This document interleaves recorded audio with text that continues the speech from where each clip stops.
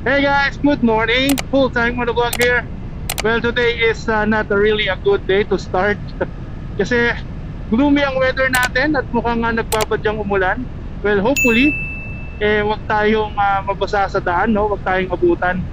But anyway, today pupunta tayo sa Perea Moto District. Doon tayo magbe-breakfast. And after that, pupunta naman tayo sa event ni Royal Enfield. So meron silang pa-test drive ngayon ng mga bikes nila. Then magte-test tayo ng some of their bikes. Then yep, I think yun lang muna ang ating vlog for today. So samahan niyo ako ngayon guys. Then hopefully this day will be a better day. Alright.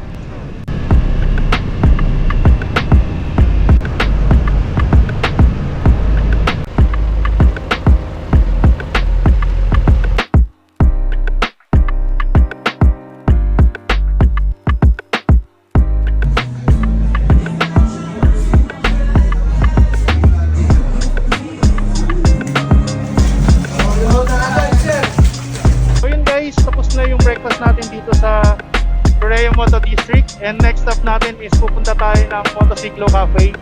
So may ongoing doon na test ride ang Royal Enfield, so check natin kung ano yung mga available bikes nila.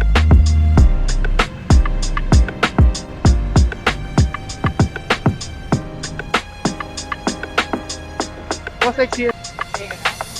Sticker? Sige. Ito po, so recording yan, baka may gusto kong i-shout out. Post natin. Ito po to.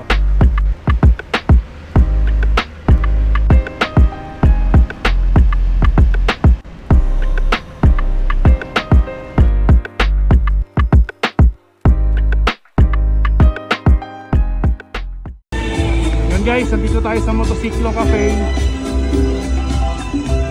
so ayan o. Meron ongoing test ride ang Royal Enfield bike.